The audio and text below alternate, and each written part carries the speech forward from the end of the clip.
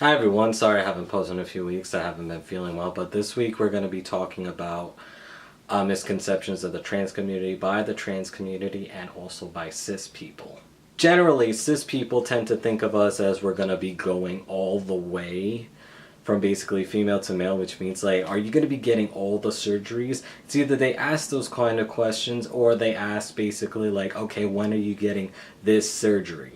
And they tend to be pretty lenient about like how they mean this surgery, because they assume that you're going to be getting either a penis down there, you know, like phalloplasty, a metoidioplasty, without even any consideration, because they assume you're not going to want whatever package is down there before pre-op. But a lot of people like myself don't want phalloplasty, but this doesn't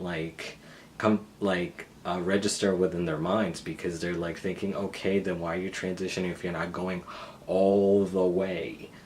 And also, like, a lot of people are like, why aren't you on hormones? Aren't you gonna not pass visually? Because depending on the person, that might not need hormones, they already pass by itself. Or there's people that don't want to take hormones and they look like me pre-T, where I couldn't pass to save my life.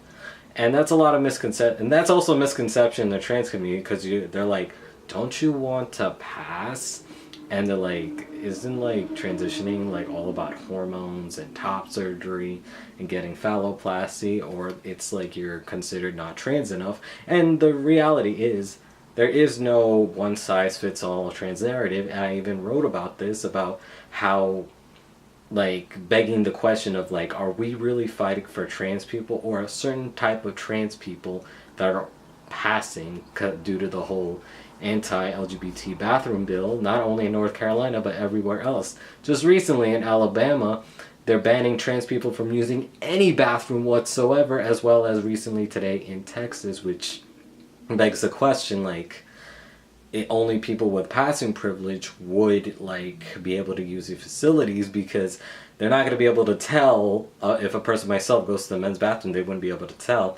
And also they don't have the manpower to actually enforce these laws, and they would only do this by reports. So it would only like be targeting people who really just don't pass, or don't want to pass, or don't want to take hormones. So basically this begs the question, are we just fighting for people with passing privilege?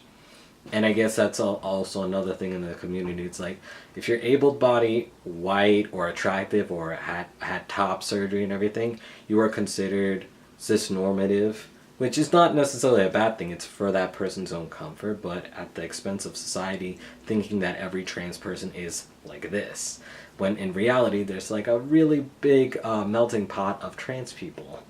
So that's all I wanted to talk about today. I'm sorry that I didn't make videos. I haven't been feeling well, but I finally got a therapist and I've been feeling so much better now. So I will see you guys next Saturday, and I know the wait for that's gonna suck, but I will be there. Will you?